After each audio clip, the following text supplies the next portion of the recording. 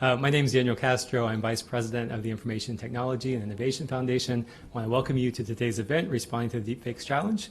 Before we begin, just a few logistics. The event is being recorded and live cast.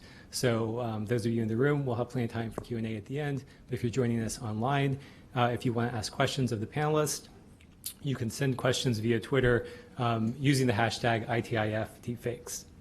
So we've seen over the last really almost a year the emergence of new digital tools that make it easier than ever to create deepfakes, so realistic audio, video, and images that depict people doing or saying things that never actually happened. And so there's a lot of concern right now, of course, about how deepfakes will affect the spread of misinformation and how it might be used in other ways to harm individuals. So, for example, there's a great video that came out of an MIT conference last year where somebody showed how they could use this technology to create a real-time fake interview of President Putin speaking. So, there's a lot of concerns about how this might be used, but there's also, of course, many legitimate potential uses of the technology. So the question is really today on the table about what are the various uses, what are the various concerns, and how should the different stakeholders in this ecosystem respond to this effort? So we have an excellent set of panelists here today to discuss the technology and its capabilities, as well as how to respond to these challenges. So starting on my far left, I have Michael Clauser, Head of Practice, Data Policy and Trust at Access Partnership. Then Ben Scheffer, who is the Senior Vice President and Associate General Counsel of Copyright and Legal Affairs at the Motion Picture Association, and Salila Saluhaddin, who is the Cybersecurity Policy Lead at Facebook. And then joining us online remotely is Lindsay Gorman, who's a Fellow for Emerging Technologies at the Alliance for Securing Democracy. So first, thanks to all of you for joining us today for this conversation. So to start off, I want to do a little bit of level setting, just in terms of defining exactly what are deepfakes and how the technology works. So Mike, maybe we can start with you and you can start laying that out there. Sure, thank you. I guess the best way to think about it, I should start by saying I am Pennsylvania Dutch, but I'm not Amish.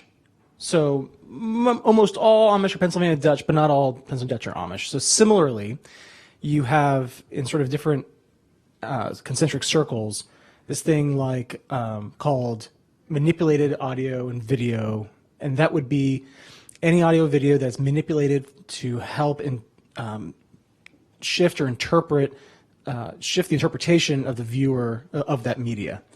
Separate from that, you have manipulated media, which might be media that was maybe created by an algorithm or there was some impact on that. So if you're an artist and you're taking two photos, or if you've ever done that thing with like, if me and Jennifer Lopez had a child, what would they look like? That would be, manipulated media.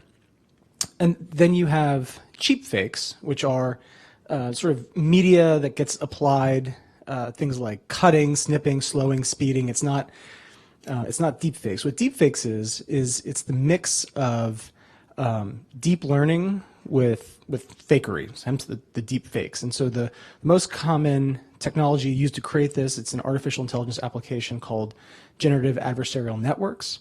And it's an AI program that allows the computer to get very, very smart at detecting fakery and then improving on it, and detecting and improving on it. And from that, you get deepfakes. Great. And Ben, I want to draw you in on this too, because you're obviously, you see in the entertainment industry what was once called, what some people are calling deepfakes now. Obviously, the technology to do it is somewhat specialized, but we've also had CGI forever, and we've had computer manipulated graphics since thinking of like Jurassic Park and all these other things. So, I mean, can you give another perspective on how you're looking at this as well? Sure. So first of all, thank you very much for having me. It was interesting as I was hearing Michael speak, and he referred to the deepfakes and the cheap fakes and the various techniques that are used to do them. I was thinking, oh, that sounds a lot like special effects and editing, which of course our industry has been doing for many, many decades. Editing actually probably going over a century. Now, obviously the technology has changed and it's gotten a lot more sophisticated, and importantly, it's become more available to everyday users, not just movie studios and television networks, et cetera. And just to give a little bit of background, I've done a few of these panels about the deepfake subject over the last year or so, and sometimes people are kind of confused. They're like, why are the people from the movie industry showing up? And I'll let you know. So probably about 2 years ago, we were having a conversation with our colleagues at SAG-AFTRA, which is the union that represents actors, Screen Actors Guild. And they brought to our attention something that we really hadn't heard about before, that this phenomenon of well-known female actresses, and it's only female actresses virtually only female actresses, showing up on these videos online where it looks like they're acting in pornographic films. Without their permission, without paying them, obviously, and they're very upset about this. Not so much for not at all for the economic impact, but for the reputational and just sort of emotional harm that it inflicts on those. And our colleagues at SAG-AFTRA told us, we are not quite sure whether these things are covered by any existing law. In other words, whether the victims, these people who are portrayed against their will in these kinds of videos, would have any legal recourse. And they told us they would be seeking legislation to address them, and they wanted our input. Obviously this issue has come to the forefront because of the concerns about manipulated videos in the context of elections or national security, et cetera.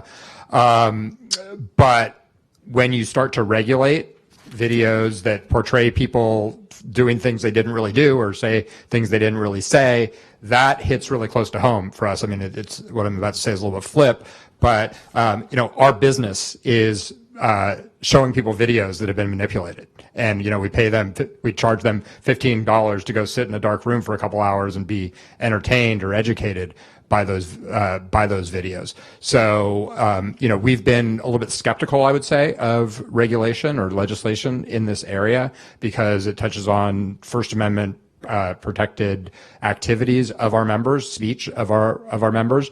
Not saying it's impossible, but it has to be done really carefully, very narrowly targeted towards the kind of harm that's being inflicted. And just to wrap up with one statistic, again, I know we're going to be talking a lot about national security and election manipulation. There was a Dutch security research firm that last fall came out with a study. Take this with a little bit of a grain of salt because I'm not sure exactly how you would measure these things. But according to this study that they came out with last fall, 96% of deepfakes on the internet are this manipulated porn. Again, where they take an actual porn video and insert the face of, it's usually a famous actress. So that seems to be the kind of deepfake that people are actually interested in, and it at least is sort of the canary in the coal mine of the kinds of harm that could be inflicted more widely. Yeah, no, so that's great. And Lindsay, I wanted to turn to you next because I think, Ben, you bring up an interesting point that we've seen that in the data, it is the pornographic videos that are the most common type of deepfake. But a lot of the policy discussion is focused on that election disinformation concern. So, Lindsay, I know you're looking at the online disinformation issue quite a bit. Can you give us your perspective on how you're seeing the conversation around deepfakes evolving? Yes, absolutely, and thanks for having me virtually here. I'd actually happy to talk to the election and also really democracy concerns, but I would actually love to go back to your initial question on the definition, because I think what I haven't heard yet is that deepfakes are not just videos. I think we focus a lot, or almost exclusively usually, on deepfake videos, but actually you can have deepfake audio recordings, deepfake text, synthetically generated text that uses these GAN networks to spoof completely, literally fake news articles, or fake YouTube comments, fake reviews. And Lindsay, can I ask you to pause for a minute? And can you turn up the volume on yours a little bit? Your volume's a little bit lower, I think, than we had earlier. Oh, sorry. Let's see.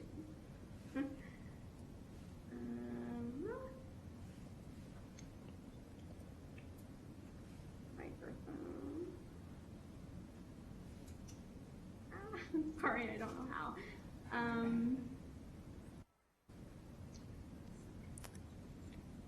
Well, you can keep going. If you can just talk extra loud. We can hear you. We just couldn't hear you as. How's that? Can y'all hear? Okay. Is that any better? Okay. Okay. Yes? No? It's okay. It seems like maybe it's a different mic than you were using earlier or something. I'm not quite sure. I don't know. It's Okay. the same one. Okay.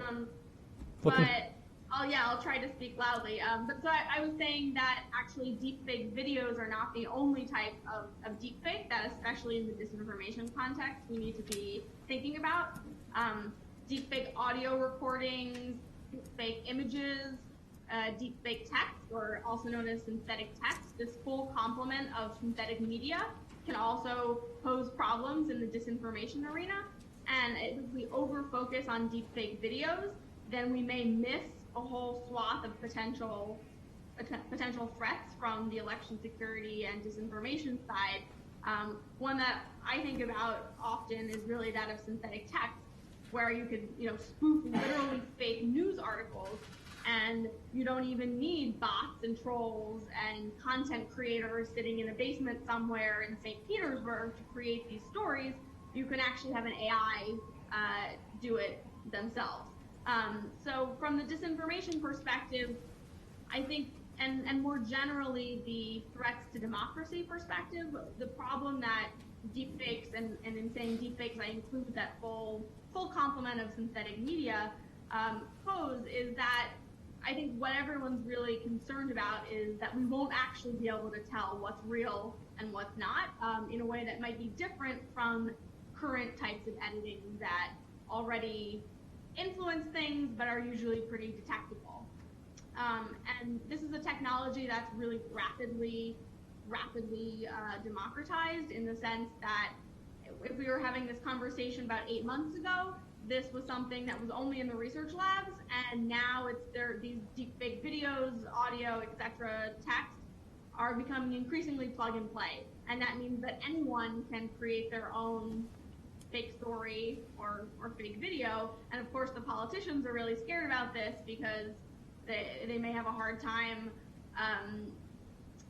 refuting them.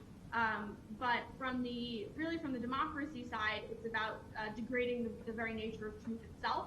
And if we can't know when something is true and when something is false, then this is exactly sort of the goal that foreign adversaries have, Russia, increasingly China, not just to push a particular narrative in the disinformation context, not just to support one candidate or another, but really to degrade trust in the information space and the very nature of truth itself. So the fear is that technologies like this, where it really does become difficult to determine whether something happened or not, those technologies really will play right into an authoritarian's hands, where the goal is to just undermine the idea that there are independent facts. And democracies rely on that not just for elections and communicating a politician's vision to the electorate, but also if you think about the evidentiary side of our judicial system, we rely on established facts and the ability to prove when something happened and when something did not. That's not a handicap that authoritarian regimes have. So there is a risk that if these technologies become way more widespread and better and harder to detect, that democracies will be at a disadvantage.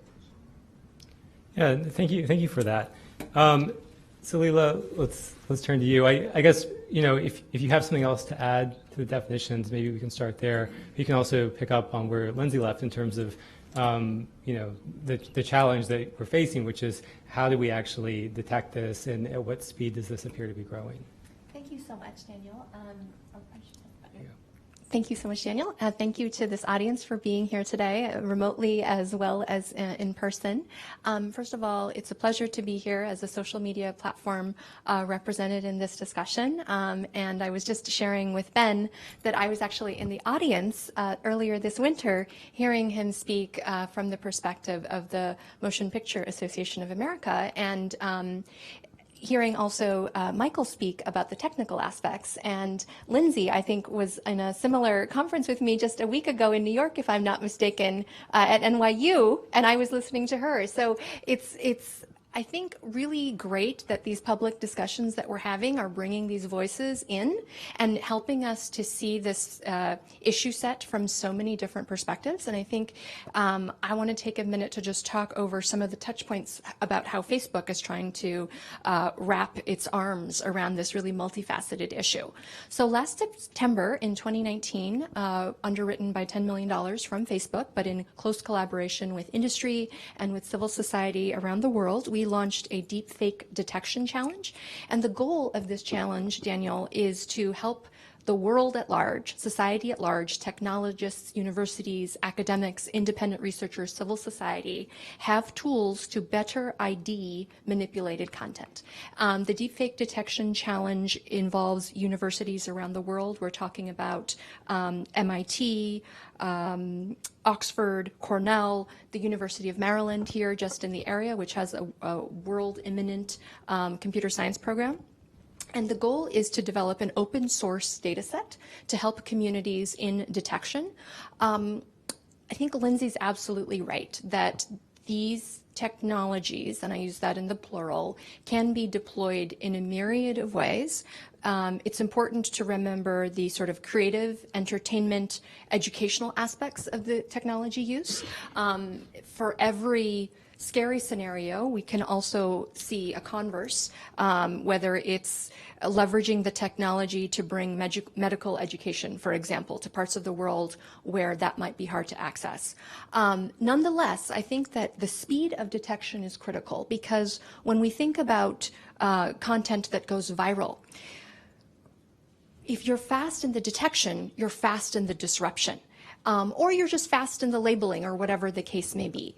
So in addition to the Deepfake Detection Challenge, Facebook also, in partnership with Reuters, which is a global media organization, has underwritten a free program for journalists worldwide to be educated in manipulated media detection. This is an online program. We wanted it to reach as much of the world as possible. It is going to be in multiple languages. The first 4 languages are English, French, Spanish, and Arabic, really trying to be inclusive of not only the Western world, where this topic is getting a lot of focus, but also the world at large. Because one of the concerns, too, in this space is we have very digitally literate societies, and we have societies that are gradually onboarding with their technological capabilities, and this technological reach is global. So what can we do to play that role in corporate social responsibility, if you will, to bring more to society at large?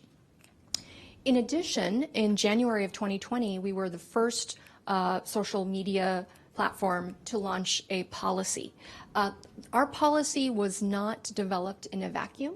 We spent several months consulting with people around the world, more than 50 global experts in the United States, in Latin America, in the Asia-Pacific region, and in Europe. We workshopped the policy in 2 Chatham House rule discussions with the Carnegie Institute that involved, again, world-class thinkers from around the world. We also consulted with important civil society stakeholders, such as First Draft, that does a lot of critical thinking in the misinformation and disinformation space, as well as Witness, which is a global human rights organization that focuses on media and the intersection with protecting human rights defenders around the world. And in fact, colleagues of ours have participated in discussions with those civil society groups in Brazil, just last week in Malaysia, and also here in the United States. And so what I will say is that Facebook appreciates the challenge that this technology poses, but also the opportunity. And included in that opportunity is an opportunity to be educated, to have greater digital literacy and media literacy and partnership. And I think Lindsay's absolutely right that we need to be vigilant and very focused on bad actor use of this technology, because one thing is certain, is that it's highly adversarial. So even as fast as your detection is, your adversary will pivot to find some loophole. And so you have to constantly iterate, you have to constantly partner, and you have to sort of take into account the multiple voices across the spectrum that can inform how we are engaging and how we're tackling the issue. And I'll stop there for now, but I'm really glad to be part of this discussion. Great, and there's a lot of threads that I want us to continue on. Maybe to start with, just to kind of finish level setting here, we've talked a lot about deepfakes, and I guess the question a lot of people have are, how easy is it or how hard is it to do that today? And how do you see the technology developing over the next year or so? Is this something where the average teenager can get on their computer and do it? Now, obviously, we've defined deepfakes in a very broad sense. There's the text generation, the audio, the synthesis, the manipulation. Maybe Mike, we'll start with you, and anyone that wants to weigh in, we'll just pick it up from there. So actually, someone used the word democratizing. The technology is democratizing, not in the sense that it's necessarily making the world more safe for elections, but in the sense that it's pushing down to your average person on the street. I would say there are a few apps. I think most of them were developed in China, where you can create a deep fake off of a face. But the sort of the stuff that would unfortunately create sort of the manipulated porn, that's more advanced. It's a little bit more of a sophisticated user. I think the scary thing is, at the rate of innovation, how soon until that is just an app or something that a teenager could take and do and deploy, not just against actresses but against people in high school. So it's not quite there yet for the average Joe, but it's beyond just sort of fun things with your face. But it's getting there soon. Yeah, Ben, can you weigh in also? Obviously you've seen this with a lot of the actresses and other famous people have their image manipulated. There was an app earlier this year that it wasn't video, but it was just images, where I don't know the name of it, but somebody put it up, and they put it up for a couple of days and they took it down. It's basically, if you upload an image of a woman, it would create a nude version of that image. And we saw that deploy where it was just you upload and yeah, I'm not a technologist, but I can go on the internet myself and find sort of easy ways to do this kind of thing. And Lindsay's absolutely right in that the audio aspect of this is very important. And there are easily available websites that you can go to now that will create manipulated audio. And the way it works is essentially the website has you speak a sentence that they give you into a microphone. It then takes that, and essentially you can then type any other sentence, and it learns enough about your voice that it can sort of regurgitate or create new audio that sounds exactly like the original, but saying things that you never actually said, just based on the text. And again, I'm absolutely sure that all of this technology is going to get more and more sophisticated and more easier and easier for the average person to use. I think that's definitely right. When we were developing our policy, and I have spoken publicly about this before, and engaging with sort of multi-stakeholders across the world, we also spoke with a major financial institution based in the United States, and they are deeply concerned about the audio aspect too, because you can easily imagine a scenario where you pick up the phone and you have an audio authorization for a bank transfer, or it's the CEO making a directive. And to return to a prior point, I think that's where detection is critical. And we are iterating as a society with these threats. There are ways, I think, that people are thinking about how we make it more difficult for the potential adversary to exploit that kind of capability. And it is a challenge because it's threatening things that we sort of take as a given norm in today, right? Like picking up the phone and trusting the voice that's on the other line. I don't think, however, that the greater availability of the technology is a bad thing. I actually think that it brings greater awareness and sensitivity to being aware that what we see may not on its face be what it is, and to question that in a way that is thoughtful and considered and causes us to maybe look at multiple sources or verify further. And one could say that's a burden. That's a burden on the average perceiver of information. I think the positive approach would maybe to say that it's an opportunity, or it is where we are going in a trajectory. About a year and a half ago, I attended a discussion where someone was just talking about the evolution of technology over the millennia, right? From the time of the caveman to the modern day, and how with each wave of evolution, whether we're talking about a rock that rolls and teaches us about the wheel, or we're talking about the invention of the telegraph or the telephone or the television, etc., that we iterate as a world in response to that technology. And so I think it's important to pause for a moment and look at that history of evolution, which it has been on ramp speed since the digital era has begun. I mean, we've taken millennia of evolution and sort of condensed it into a period of time. And I think the specter of the deepfake is even more thrilling and slightly scary because it's going so fast and because it's spreading so rapidly. And I think that that's not a bad thing if we can sort of say, as fast as it's growing, as fast as it's penetrating all levels of society, it's also an opportunity for growth and resilience. And are we being responsible in treating it as such? And I think discussions like this are part of that, is getting us to think in a nuanced manner with multiple viewpoints about how we consider the problem, how we detect the problem, and what are possible solutions so that we can all be safer in engaging with it while not completely saying it's bad or having regulatory or legislative solutions that are maybe not appropriate wholesale. Yeah. Lindsay, I want to bring you in on this conversation too, and specifically maybe on the question of, how does this debate about deepfakes and how prevalent it is and how it's, we're making it so much easier for people to do it, intersect with that conversation around misinformation, where we've seen that same argument that we have all these tools that make it so much easier to spread misinformation, that it's so much easier to hide your identity, that it's so much easier to communicate globally. Is this the same type of problem, or is deepfake something unique? Yeah, that's right. I think I would definitely echo the point that detection is crucial here. This is a cat and mouse game, and just because you can create deep fakes faster than you can detect them doesn't mean you shouldn't try to detect them.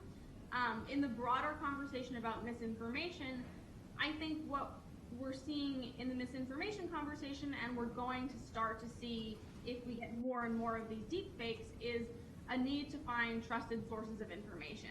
So I agree with the point just made that on the one hand, it might be good to be more skeptical about the information we consume, the news we consume, what we like and we share. I think all of us as citizens in a democracy have a responsibility to do that. But there is a fine line between slipping into not having any trusted sources of information and therefore not being able to trust anything, and questioning every piece of information. That is kind of the authoritarian information model where nothing is true and so everything is possible. That's something we definitely do not want to go into. So I think we're going to need to find these trusted sources, hopefully through some of these detection tools and through journalists carefully scrutinizing the manipulations in their own reporting. Hopefully they're not going to report on a manipulated video, a deepfake video or an image, and preserving these kind of trusted sources. One thing that I thought was interesting about I'm curious about the Facebook policy discussions around audio, and I would love to hear more about it, because the way that I read the policy on manipulated media is actually that audio doesn't seem to count under that. A deepfake audio would not actually qualify. The way I read the policy, it seems like it's a very narrow type of manipulated media, really just deepfake videos that are putting words in someone's mouth. Whereas if a deepfake video were to say create a video of someone doing something that they never did but not actually saying it, that maybe that would not fall under the policy, and that similarly an audio track with just an image of someone, but a deepfake audio track, to my reading, would not actually fall under Facebook's policy. And I think it's really important to be very clear about these policies to avoid any kind of politicization. So I'd love to hear how that conversation progressed and whether there are any considerations about including maybe audio and other forms of synthetic media into that policy. Please. Yes, so I think one thing that's really important to think about when looking at Facebook's policies is that we have community standards. And so the example, for instance, of the pornographic video or image of somebody would fall under our policies that ban that kind of content online. We also have a very robust set of misinformation policies that cover several of the examples that Lindsay went over. But in terms of our policy on manipulated media, understanding that we have a robust and broad set of community standards that cover many scenarios that could be raised within a manipulated media context, but also enforced against under other policies. We do not allow videos that have been edited or synthesized beyond adjustments for clarity or quality in ways that are not apparent to an average person. Again, that notion of the average person is something that was heavily workshopped globally with experts from the global south as well as from the west, and would likely mislead an average person to believe the subject of the video said words they did not say and is a technical deepfake. So again, we're bringing in the AI and machine learning aspect and deep learning techniques, which I think are critical in some of the discussions that we're having, that merges, combines, replaces, and or superimposes content onto a video, creating a video that appears authentic.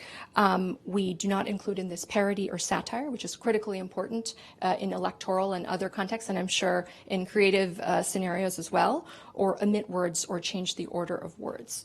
I think it's right that this is an intentionally narrowly scoped policy for the very reasons that Ben alluded to earlier, is that we are in the early days of learning what is what. The examples that we've seen that have tested the policy already have been fascinating. They've been from within the United States. They've been from elsewhere as well. And I think that we will continue to analyze what we see, but also robustly apply the policy frameworks that we have that capture a lot of the concerns that Lindsay and others raise. I will say that we have a third-party fact-checking partnership, which we engage in with the International Fact-Checking Network. We have more than 50 fact-checkers around the world with whom we partner. They are expert in more than 40 global languages. So we are seeking to be as responsible as possible in addressing the different types of ways manipulated media can be used. In addition, looking at US 2020, for example, I'd like to share that we also have a variety of media partnerships because of the importance of not corrupting or manipulating public debate with this type of technology. For example, with PEN America, we have launched a Knowing the News in 10 important cities and major cities across the US with workshops and newsrooms, etc. We really want to reach out to youth, to newsrooms and others to be sensitive about the ways that this can be used and engage with as many stakeholders as possible and be very responsible in responding to the challenge, focusing on detection, engaging with civil society, with universities, with technologists to iterate in a way that is just and considerate of the many, many ways that technology can be used. Yeah, thank you for that. And Ben, I wanted to turn back a little bit to the question about, does the technology used to create deepfakes have legitimate uses? Because I think that's where some policymakers are instinctively thinking to go with regulations or laws. And I think the analogy they see there is with counterfeit money, where there was kind of a policy that will, in our copiers and printers and our software that's used, Adobe Photoshop, these type of things, it would detect if you were trying to manipulate money. And so we were saying, well, we do allow Photoshop. Should we allow deepfakes, but just have some kind of watermark or something else? So can you talk a little bit about the legitimate uses and that comparison that some policymakers might make? Sure. So obviously this entire topic has gotten a lot of attention over the last couple of years. I think it was actually late 2017 when the word deepfakes actually sort of came into the popular consciousness. I think it's an interesting aside, the etymology of the word deepfakes. This was actually the screen name of a guy on Reddit. Who sort of invented his contribution to Western civilization is he invented this genre of the pornographic video with the mainstream actress's face inserted into it. And this was a subreddit on Reddit devoted to this topic. It became instantaneously extremely popular until Reddit shut it down. Of course, this kind of thing, went viral, if we can still say that today. Now there's probably, there's many websites devoted to it, and this stuff is very easy to find. Anyway, the discussion soon shifted away from just pornography towards, national security and election-related issues. And then, of course, as it got into the press, and made its way to legislators and other policymakers at both the state and the federal level, we had the instinctive reaction from policymakers. There ought to be a law. So I do a fair amount of legislative work, both here in D.C. and in state capitals, and have spent a lot of time over the last couple of years sort of reacting to and trying to educate policymakers about the dangers, frankly, of regulating in this area. And I have a couple of essentially two arguments that I make to them that may sound a little bit contradictory at first, but I don't think they actually are. The first is that a lot of the kinds of harm that people are complaining about are at least arguably covered by existing areas of law. Now, this depends on exactly what the deepfake consists of and who the alleged victim is. But I mean, we have old-fashioned areas of law like defamation and false light, intentional infliction of emotional distress, which would probably cover a lot of the porn videos we're talking about. Fraud. If I make a deepfake that tricks somebody into doing something and they end up giving me money, that's fraud, whether it's done through speaking or video or sending them a letter. Extortion or blackmail. If I make a fake video and say, give me $1 million or I'm going to release this on the web, that's old-fashioned blackmail. Could be false advertising.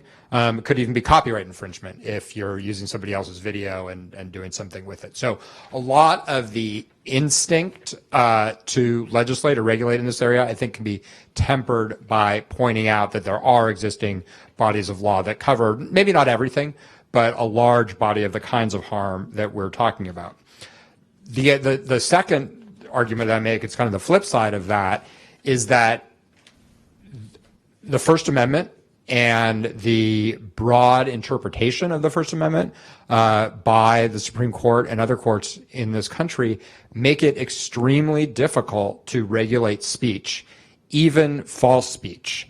And, I just have a short list of kind of types of speech that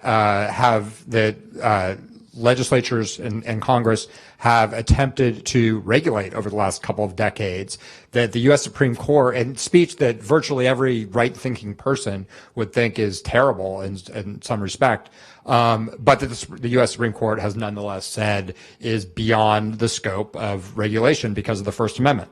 Things like lies about the military honors that one has received. So this was a problem, people going on saying, I'm a decorated Navy SEAL.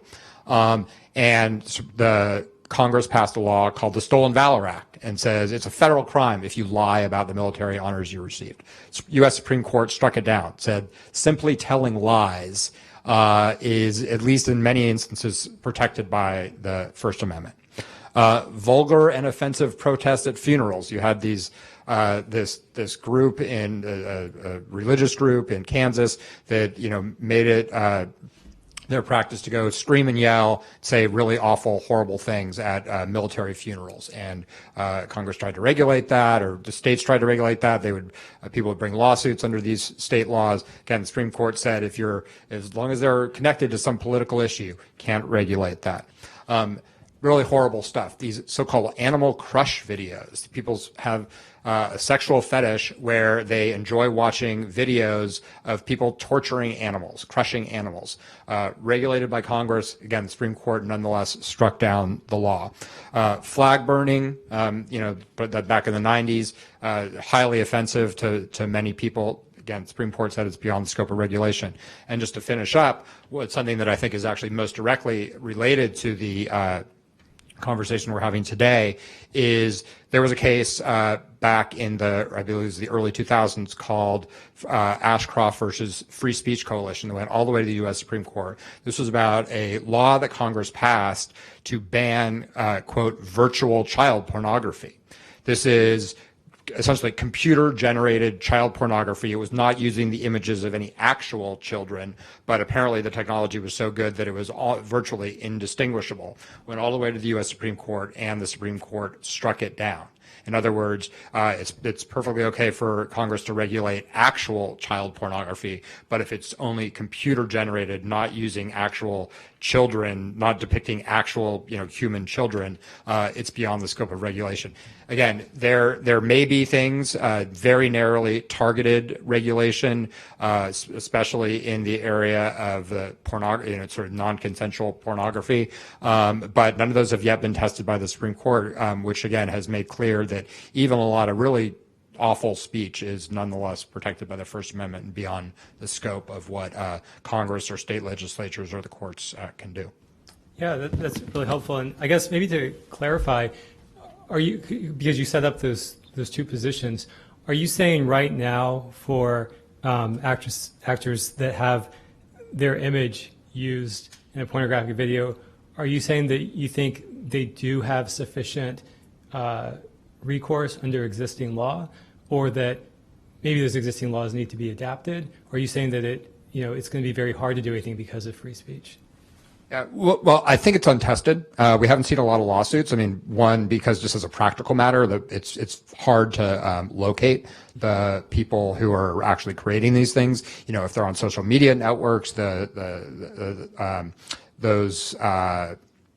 platforms will be protected by Section 230 of the Communications Decency Act beyond the bounds of a lawsuit themselves. But yeah, I think there are probably existing causes of action that, depending on the facts of any particular case, may be available to victims. Now, there have been so California passed the first law specifically targeting these pornographic deepfakes back, I guess it was last year, 2019. We worked with SAG-AFTRA, which was, again, the main sponsor of this legislation, and brought some concerns of ours to their attention, and to the sponsor of the bill itself in the California legislature. Got some of the changes that we preferred in the legislation. Not all of them. We would have preferred, for example, an explicit carve-out for parody and satire. That was not included in the final draft of the legislation that was enacted, passed the legislature and signed into law by the governor. Again, once this law is used, there's probably going to be First Amendment challenges brought, and we'll see. We do not oppose that bill, and I think it may end up that the courts would uphold a very narrowly targeted bill like the one in California. But I think there's still a lot of open questions. Yeah, and Mike, I know you've written about the fact that you see deepfakes as being very valuable. Can you talk a little bit about that position and how you kind of balance the potential good that can come of it with the types of harms that we do see also at the same time? Yeah, thank you for that. I think just if I could react first, just strikes me that it's one thing, even in the worst case with the child porn example, to create something fake that's fake. It's another thing if you're putting words in my mouth. I feel like then you're violating my freedom of speech. This isn't someone else's freedom of speech. Now you're taking away mine. And so I hope that's the kind of thinking the Supreme Court maybe thinks through. But I'll just maybe tell a quick story. I hope it's quick. To take you to a journey to a prior position I had working for a tech company. And this administration's new export control rules came out. Congress passed a law, the Export Control Act, told the government to come up with new export control rules for emerging and foundational technology, which they did, and they kind of gave out a list of these emerging tech regulations. I work for a tech company that didn't want any of this stuff export controlled.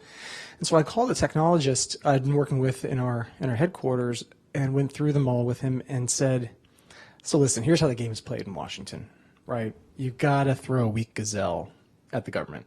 So we can say we don't want this regulated or that regulated, but they have deepfakes on here. And we all know, like, there's no good in the coming of deepfakes, right? I mean, you've got Russia media manipulation, you've got fake pornography. Like, let's just say, you know, that's the one. Go regulate that one. And this PhD mathematician who leads our AI practice said no, because we make deepfakes. What? What do you mean make deepfakes? So it turns out we're working on a technology that would train our product to be able to detect obstacles for autonomous vehicles.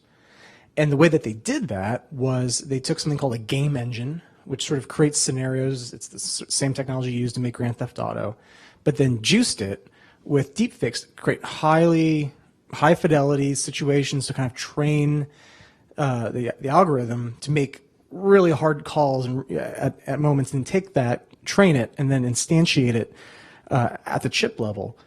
And he said, you know, and I've got a team, you know, in this country in Europe and over here in designers, we share information. This stuff can't be export controlled.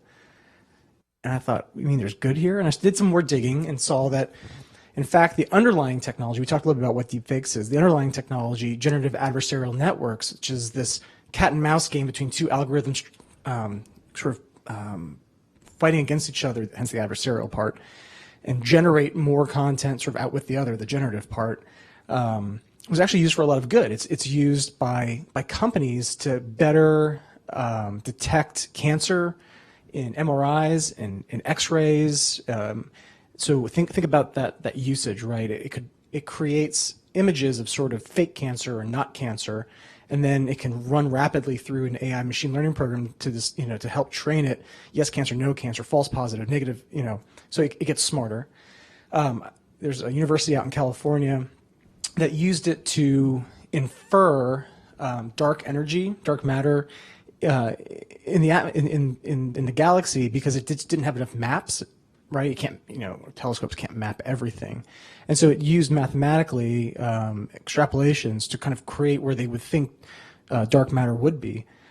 So great use there. It's not deepfakes in the way that maybe we think about social media or the motion picture industry, but it's the underlying technology that it's useful, it's innovative, and it solves problems. And I think it sort of begs the question, because when I talk to people, they ask, why was this technology invented in the first place? Like, who would create this? Like, this seems like, you know, it seems like a solution in search of a problem, but in reality, the inventor, the problem they were trying to solve is when you want to train machine learning, when you train AI, but you just don't have enough data, or you have incomplete data sets, and so you need to fill the gaps in those data sets. And so this generative adversarial network can generate and create data where there wasn't, to help get more fulsome data sets.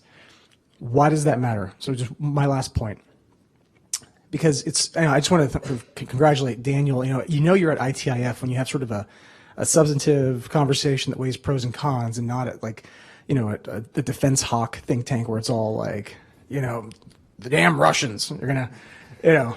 So, but think about it this way. You know, there's talk now about sort of the U.S. and China in a new geopolitical relationship, a competition. And I will say, in this competition, right, artificial intelligence, technology, innovation is very important. One side of that new bipolar relationship has a lot of access to data, like a lot, like CCTV cameras wired everywhere, like not a lot of rules on privacy and data gathering and data aggregation and big data by the state against its own citizens. The other side of that bipolar relationship has checks and balances, has stratified government structures, there's different laws, and it doesn't have the ability to create the same data sets that an actor that has less laws, less restrictions does. And so think about now the importance of generative adversarial networks. Think about the importance of this technology that underpins deepfakes for the West, for democracies who enjoy civil liberties, to be able to better train and keep up on AI technology, both for public sector use, corporate use, whatever, and compete with actors that have no such rules. So I just, there are harms. There are absolutely harms. The pornography is just an obvious and clear harm. But that's why it's one thing to strengthen rules on defamation. It's, go after those negative uses than say draconian bans on the technology or the underlying use, which is a whole different proposition and rather Luddite. I think would actually hurt the United States, given our current objectives in the world. Yeah, thanks for that. So I want to have us focus for a few minutes on specifically deepfakes and elections, because I think that's where a lot of the conversation will be over the next 6 months. And I think there's probably going to be a lot of borderline cases in this space. There's questions about if it's a deepfake and it's known, can you still share it? There was a really interesting example, I think it was a week ago, in India, where there was a lawmaker who used a deepfake video of himself, but speaking in another language, so he could communicate in another language. And questions are raised. Well, it's distributed by this person, so it was intentional, but it's also a misrepresentation. He doesn't speak this language. On the other hand, it's a great way of accessing a community that maybe he would represent. So you could see pros and cons kind of on all sides there. We see companies that are looking to be more diverse in their imagery, and so they're using these kind of synthetic images to represent potential customers or represent other things. In some ways to mislead because they maybe didn't have these customers, but also to maybe address diversity and say we are striving for this. So you see a lot of instances where the technology is being used arguably for good purposes, but also arguably for where there might be challenges. And I guess in the space of elections specifically, how are we going to, how do you see us navigating that over the next few months? Salil, I'll start with you because I think everyone turns to Facebook for an answer when maybe there isn't actually an answer yet. So I'm just wondering how you're thinking through that right now. Thank you. Really great question. So the video that you alluded to, there was a Vice article about it. It's from the BJP. There's a politician who was basically having, with the party's consent, I believe, sort of communicating a political message in a variety of Indian dialects that he himself didn't speak. I think India has something like 60 plus native dialects. It's not an actual number, but it's up there. I think that was a really good case study for how we should be potentially thinking about it. And to go back to what Michael said a couple of minutes ago, were those words that were put into his mouth, or were those words that he wanted to say or his party wanted to say? And that's, I think, a really good boundary example to analyze, and it's one that we carefully looked at. I think that I've been thinking so much about this issue over the past year plus, and there are other examples that we can turn to. For example, like the rating system with movies, or when you read a novel that is nonfiction, and it'll have in the sort of front part of the book, like the events portrayed here are nonfiction, they're not reality, and so there are like these disclaimers, if you will, that sort of signal to the recipient of the information that this is fictional or this is not reality, and in so doing seeks to cause that recipient of the information to know that something is not intentionally misleading. It's a form of entertainment, or it's a form of political commentary, or it's a form of political advocacy, or whatever it might be. And I think that with, for example, our 3PFC, our third-party fact-checker program, and like labeling there, we try to be very transparent when we do apply those labels. It is an area that is very fraught. We are constantly doing user experience research. We are constantly engaging with the third-party fact-checker community. We're engaging with media organizations like the Washington Post, MediaWise, and others to say, how can we make this better? How can we make this more transparent for the individuals, for our community of users that's receiving this information. And so I think that it's going to be a bit bumpy, maybe, as we see new examples like the BJP video that you talked about. We're going to see it as part of the political back and forth, and this allusion to the First Amendment and free speech, and making sure that we as an electorate can see what our political actors are really about, and not obfuscate that, but be also at the same time responsible in terms of labeling things appropriately as misinformation when that arises.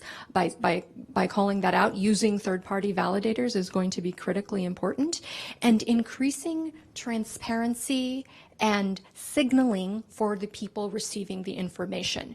Because in a discussion with the BBC last year, when we were sort of deep in the trenches of policy evolution, somebody who is sort of a technical expert at the BBC, it's not the right title, but this person was sharing that even in the BBC, when they are talking about issues in the public domain to present news to their viewers, they can't label something truth or not truth because they will lose half their viewership. So what they have done is that they have diversified the issue sets and the perspectives that are offered. And we see that in our own domestic media as well. And that's, I think, a form of responsibility where you find those trusted news sources, to allude to what Lindsay said a while ago. I think that those are the ways that we handle it, that we support free speech in accordance with our constitutional principles. We police it through our media, through our civil society, through our voting populace, and that we, in this sort of corporate realm, are also extremely responsible with the product solutions that we apply in consultation with third-party validators to keep it as objective as possible, and we try to keep up with the speed and the scale. So I think that we are earnestly endeavoring to do that, with investment in technology, investment in detection, investment in open source resources, investment in media, investment in third-party fact-checking, commitment to a policy framework, discussing in fora like this with thoughtful stakeholders to get to a good place. But I think that we are as primed, as ready as we will be, and we will be iterative in approaching the challenges that emerge, but we are openly trying to do our best, and we'll continue to do so. Thanks. And Lindsay, I want to ask you to comment on this as well. I mean, you earlier described this as a cat and mouse game, and I certainly think when we think about elections, right, you always see, this kind of back and forth in terms of the public debates that go on, in terms of trying to find new tactics and techniques to influence the electorate. How do you see this playing out in elections? Is it something that people should be worried about in the immediate term? Is this a longer term issue? And does it also matter in terms of who the source of disinformation is coming from? And does it matter if it's the actual political parties versus PACs versus a foreign actor? Is that influence kind of how we deal with this problem? Yeah, that's a whole swath of questions, and I think particularly in the election and disinformation context, it's actually important to sort of break out what you're talking about, because the answer is going to be different for disinformation, for manipulated media, for something from a foreign actor, for something from a domestic actor. And so we do a disservice to our responses, I think, if we lump them all together into one broad category, which is tempting to do.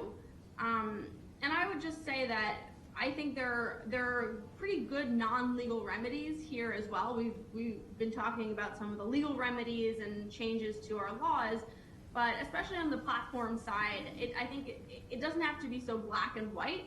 And what I mean by that is I'm a really big fan of labels, especially when it comes to deepfakes and manipulated media. And to the question of whether it's a long-term challenge or a short-term challenge, right now we've seen very few deepfakes in the political context, but we have seen an explosion of cheap fakes, and we've seen that those can be just as damaging and just as influencing and influential. And that's something that we absolutely have a responsibility to guard against. The Biden video that came out over the weekend, that was just a simple edit, was truncated to make him sound like he was in a gaffe endorsing the re-election of President Trump. That was sort of a perfect example of the storm of how the platforms responded and the campaigns responded, and there was all this back and forth, and it became very political.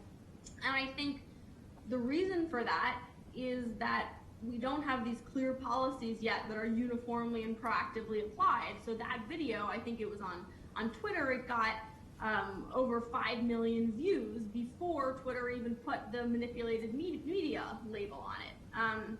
So we have to get better at proactively finding these things and slapping a label on them.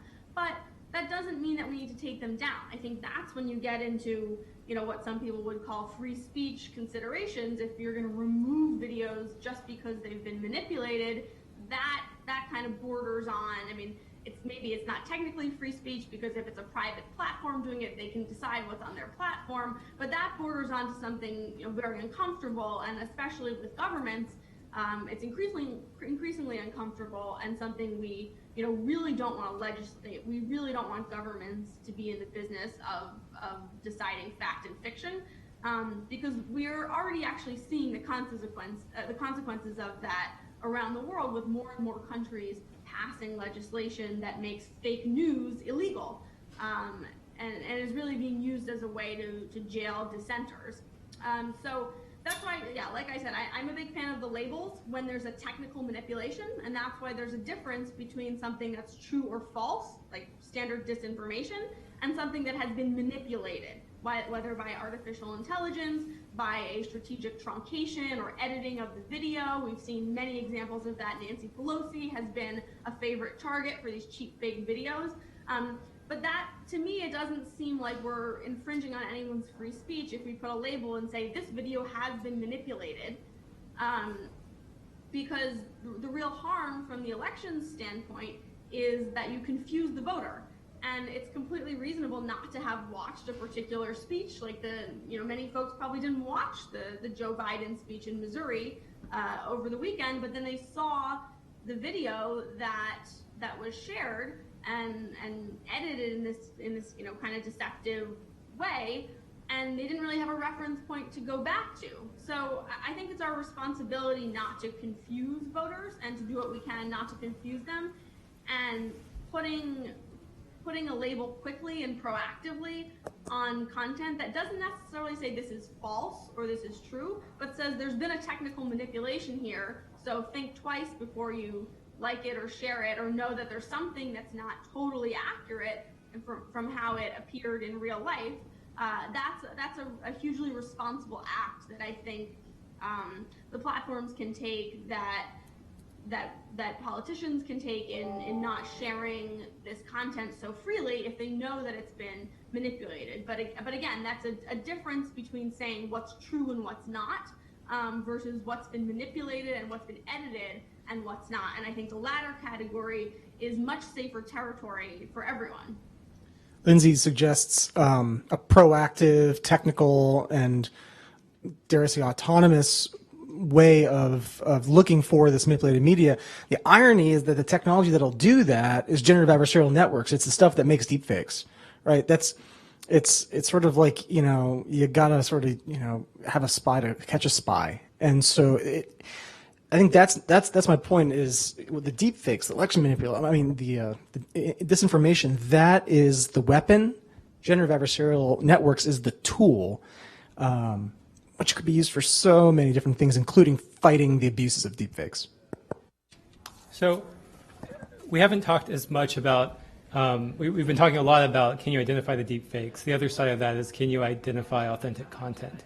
So can you, and this is something that, for example, Adobe and New York Times are working on this initiative, what's it called, the Content Authenticity Initiative, to try and develop this industry standard for content attribution.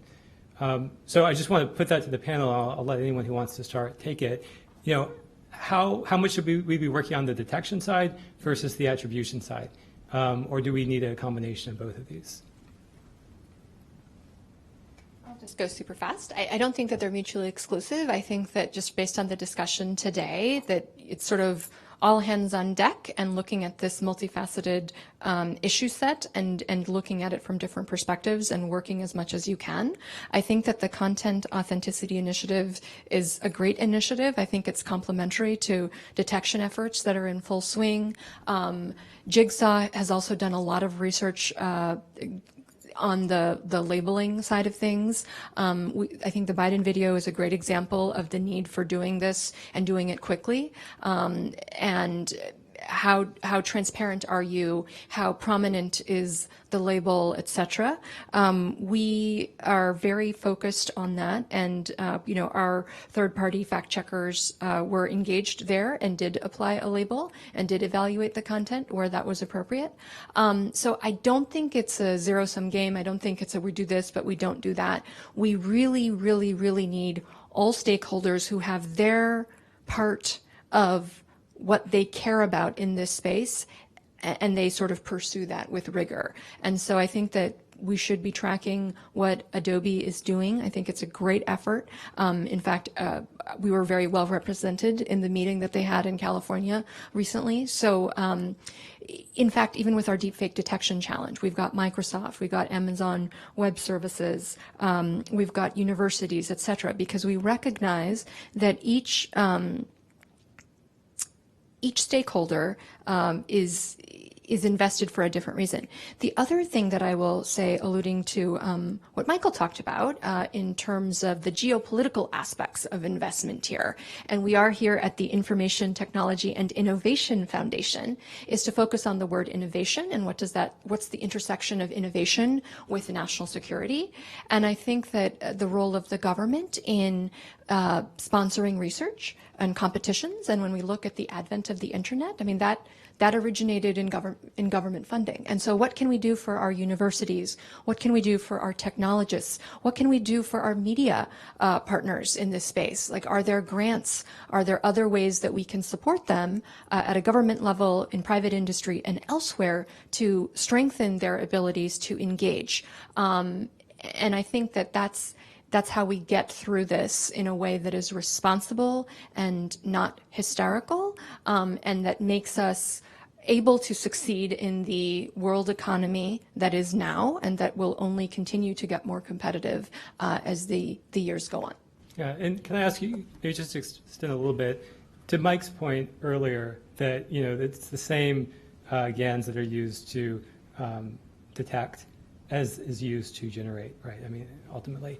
And so, I mean, the question there is basically, are there limits, is there going to be a hard limit to detection? Because every time you get better detection, you're ultimately getting better at creation. Are we just moving to a ceiling at which point it's so close to reality that you can't get better? That's the, I think, concern that's out there. I think that's a legitimate concern, but I don't think we should take the parade of horribles that could ensue based on the development of this technology as a reason not to continue to iterate on technological solutions. And, there are debates at all times. For example, for the Deepfake Detection Challenge, the group that wins that challenge, their acceptance of the prize means that they need to be open source with what they've discovered, because we want to make the ecosystem stronger. And that also has to be done very responsibly to ensure that adversaries don't take that information and then use it to exploit whatever detection capabilities have emerged. So I think that we are going to need to be holistic and engaged and cross-sector collaborative, and also monitor each other in how we responsibly use and educate on this technology. But I don't think we hoard the information that we have. I think we try to be as open and as transparent as possible and make sure that we're all aware, alert, and engaged in monitoring entities, nation states, or others who may seek to exploit the technology.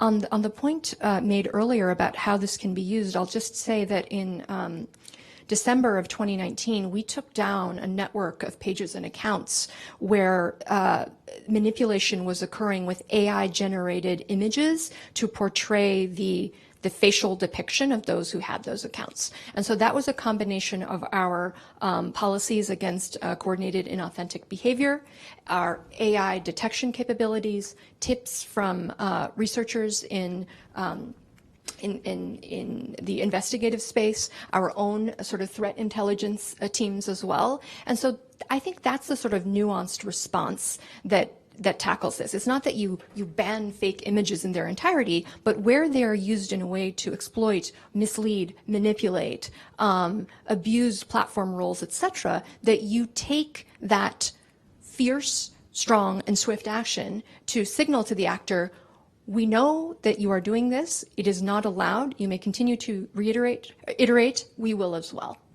Thanks. I have two more questions. I want to open it up to any audience questions as well. Lindsay, I wanted to go to you about, when we talk about misinformation, there's been a lot of focus there on saying, the solution should be education, digital literacy, media literacy. And my question for you is, one, do you think that will be effective for deepfakes?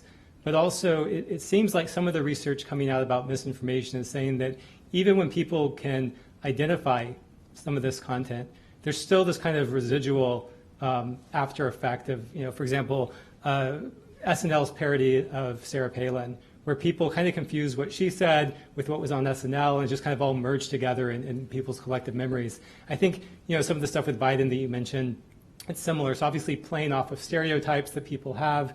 And so even if the content is identified or taken down, maybe it still has the intended effect. And so my question is, should we be focusing on digital literacy and media literacy? And how do we address that other problem, that kind of lingering effect? Yeah, absolutely. It's so interesting because it's almost impossible to say how messages are transmitted through online or offline means. And I think you're right that even seeing something, even if you know that it's been faked somehow or it didn't actually happen, it can still trigger something in the brain that makes you associate that person with a particular narrative. Kind of an interesting example of that is probably not so well known. It actually came from the Slovakian presidential election last year, and it was an interesting use of pairing disinformation on a textual side with a manipulated image. And I don't know that it was an AI manipulated image, but it was perhaps a very nicely photoshopped image where actually they were this group, this media group, sort of fringe extremist website was promoting the narrative that this Slovakian presidential candidate, who's now the president, was Jewish somehow. It was a very anti-Semitic narrative, and so they manipulated the image to extend her nose and create more Semitic features to her face, and paired that image with text about this very anti-Semitic narrative and tried to paint her in that light, even though she had absolutely no connection really to the Jewish faith, and it was complete disinformation.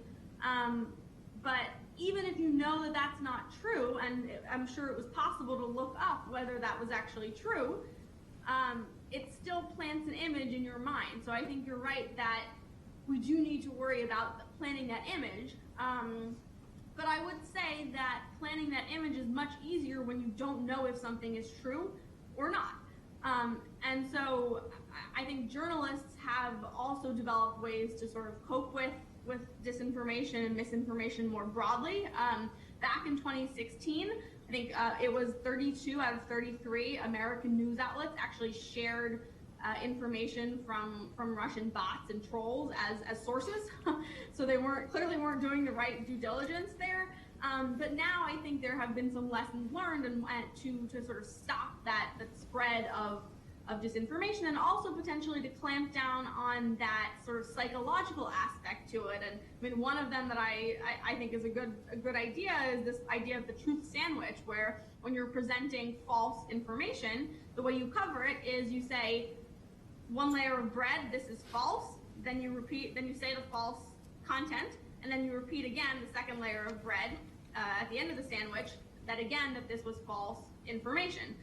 And that helps us process the information so that journalists can still report on it without amplifying the disinformation, the content that they're trying to limit the spread of. So I mean, that's one technique. I think that could potentially be counted as media literacy, even though it's media literacy on the journalist side, the makers of the media.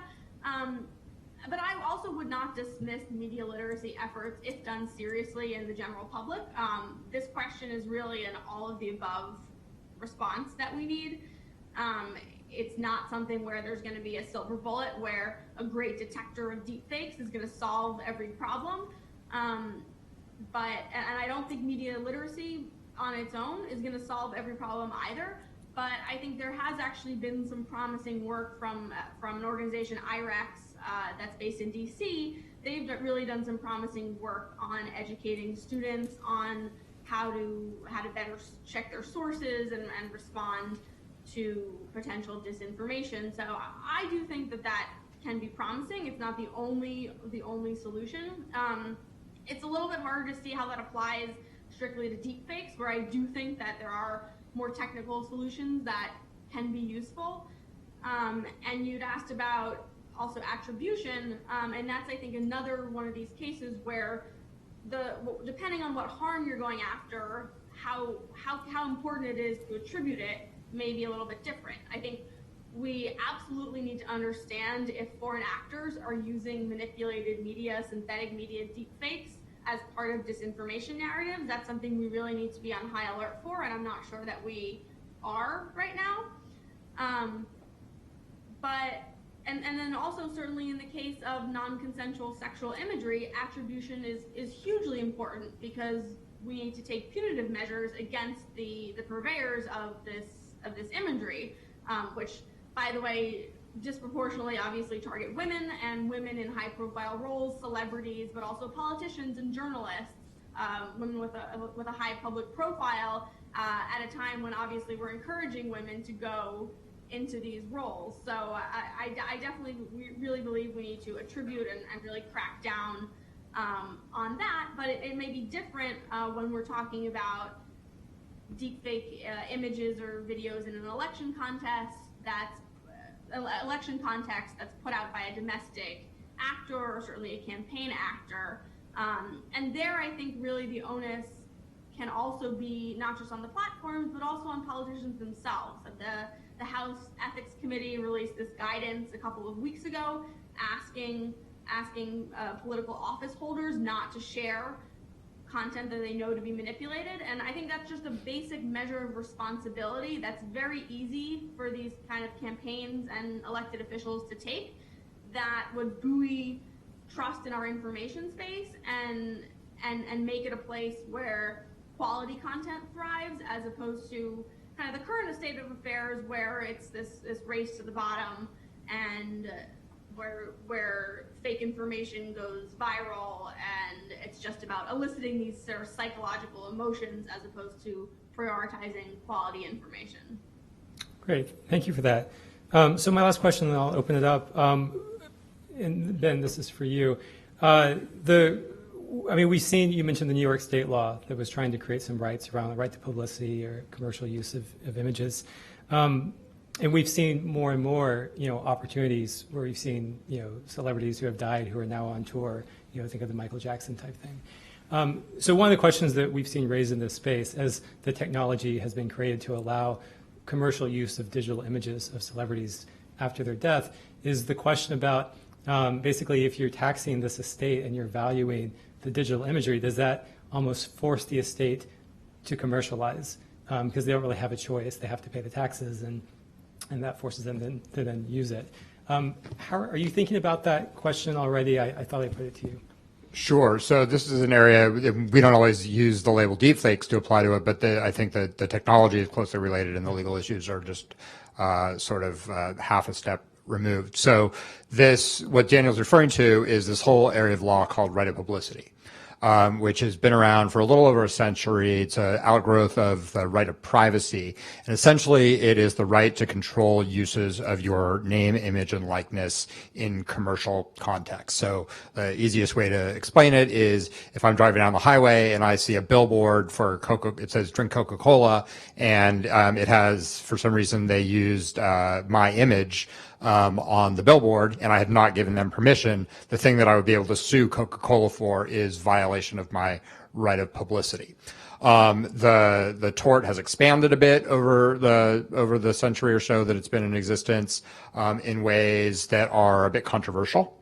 And frankly, in ways that we in the motion picture industry have fought back against, when the right sort of expands beyond its advertising or merchandising context. And for example, people who are portrayed in movies or TV shows about them will often try to assert right of publicity claims. We believe that's not appropriate.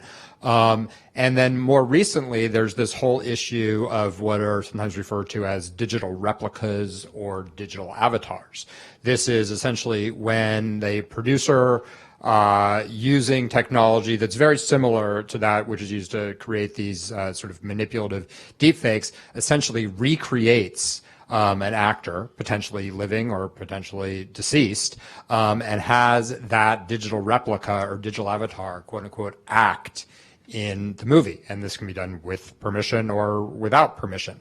There's been a couple prominent examples where an actor has died, and the studios have, and this has always been done recently with permission, they have essentially recreated the actor and made it look like the actor or actress was actually acting. And this happened in one of the Fast and Furious movies where the star Paul Walker died in the middle of production. Again, with the permission of his family, they recreated him and had him finish the scene. Similar thing happened with Carrie Fisher in one of the recent Star Wars movies. And there was actually a British actor named Peter Cushing who was in one of the original Star Wars movies back in the 70s or early 80s, who died, I believe, in the early 90s. And then he appeared in a scene in one of the more recent Star Wars movies, again, with the permission of the family. This phenomenon has gotten a lot of attention, attracted a lot of concern by the actors, who essentially, it's another version of people saying, hey, I don't want my job to be replaced by a robot. And there's a little bit more to it because of the sort of very visceral feeling that, hey, you're stealing my identity. And again, it's unclear whether some existing laws would cover this kind of creation of a digital replica or digital avatar to act in a movie if it was ever done without the permission of the actor. And again, SAG-AFTRA is attempting to get these laws enacted. There was a law that we opposed, introduced in New York last year. We thought it was overbroad and would impinge on First Amendment rights. We'll see whether there may be a way to do it that is narrowly tailored towards essentially not depriving at least a living actor of the ability to earn a living because he or she could potentially be replaced without permission and have that avatar act in a movie. But I think that's an issue I think that's going to be debated in state legislatures all over the country over the next few years. Thanks. And let me open it up to questions, and just because we have a couple of minutes, I want to make sure we get a chance. I want to add one thing on print media and copyright's another area too, where if there's an underlying training set image and it's merged with another image, where's the copyright there? If both images are copywritten, who owns the rights? Is it the person who merged them, or the algorithm programmer, or the person using it? That's another area ripe for, I think, thought. Thank you. Any questions? And if you're watching online, again, we're using the hashtag ITIF Deepfakes. If you tweet those out, we'll ask them. Anyone in the room?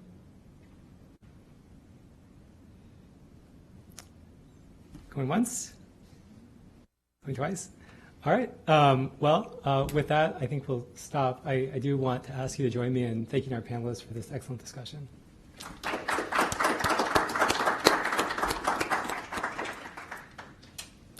Thank you.